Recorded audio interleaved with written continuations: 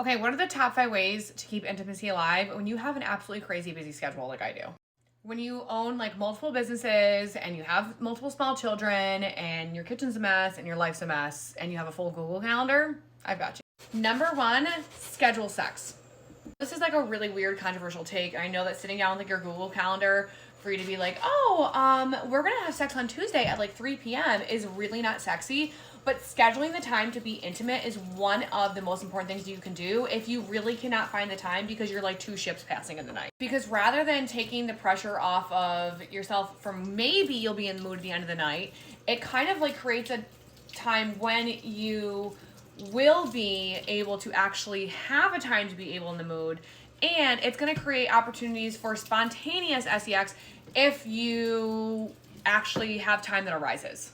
Number 2, communicate open and freely. So what I mean by this is you really want to talk about what you need and want in a relationship.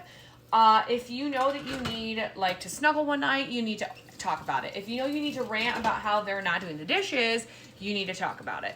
If you need to rant about your day at work and you just need them to listen and not even offer any advice, you need to say, hey, I just need to rant, don't say a word, I just need to get this off my chest, talk about it. And by the way, the same goes for like checkpoints with how you're doing in your bedroom. If you want to try something new, since you're doing so good with communicating about things outside the bedroom, it's going to translate to how you're doing with things inside the bedroom. You're going to be more apt to actually want to talk about those things. Number 3, have a morning and nighttime routine. So what I mean by this is make sure that if you get up and have a cup of coffee together every single morning, keep doing it. If he kisses you good morning and good night every single night, keep doing it. It is something, establish that. Say, I really appreciate it when you kiss me good morning every single, goodbye every single morning. And it means a lot to me. You need to make sure that you continue to do those things. Spend quality time together.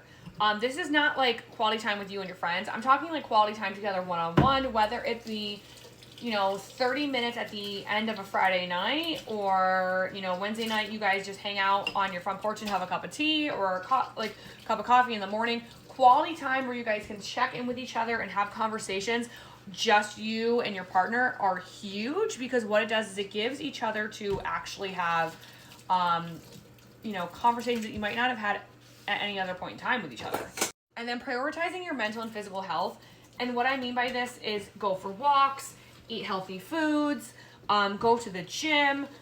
Prioritizing your physical health is going to be so important because it's going to give you more confidence both in and out of the bedroom.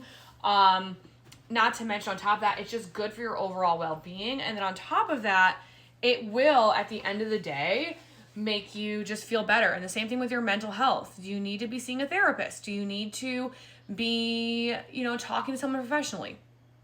Prioritize that. Do you guys do anything else to keep the sex alive in your busy schedules? Let me know below, because I want to know your tips too.